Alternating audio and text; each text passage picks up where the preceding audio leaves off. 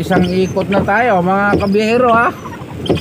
Pabalik na naman tayo. Nagahan ko kanina mga kabiyero. Grabe naman yung pasahero ko na gano. Tingnan nyo naman yung binigay niyang pamasahe. Lahat durog-durog. Pinagkakagat na ata ito ng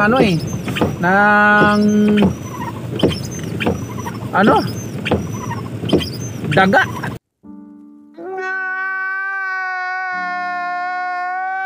Tingnan nyo yan Nginat-ngat na ng daga punit-punit pa. Grabe naman yung pasahero. Paano na lang pag hindi to tinanggap din ng kapwa mga pasahero kung panukli.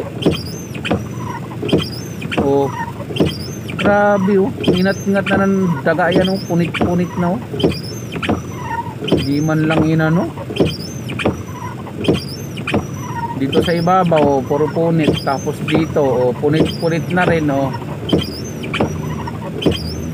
pati gilid punit na rin, buong palibot niya punit-punit na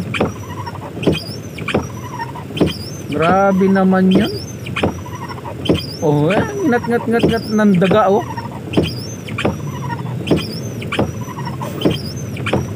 pasahero ko na yun.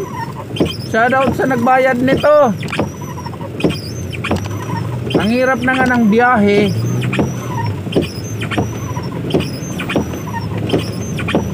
Hindi ka pa na sa akin. Hinatid na nga kita ng maayos. Hinatid na kita ng maayos. Binaba na kita ng maayos. Sinuklian ka pa. Sinuklian ka pa. Tapos ito yung ibabayad mo. Hindi to kukunin pag sinukli ko to sa pasahero ko. Hindi yan kukunin, sasabihin lang nun, kuya baka hindi din yan tanggapin. Hindi ko rin kasi nakita dahil siyempre maaga kasi kanina, medyo madilim pa. Grabe naman. Wag naman sanang ganun. Pag alam nyo ng alanganin na yung katulad nito, alanganin na to ipanukli hindi na talaga to kukunin ng ng pasahero pag sinukli mo to ganito. Ayan puro ngat-ngat na ng daga yan punit pa yan mga punit niya ito pa yan sa kabila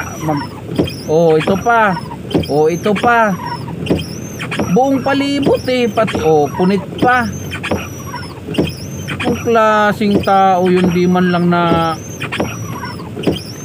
meron talaga ganyang mga tao. Hayaan mo na.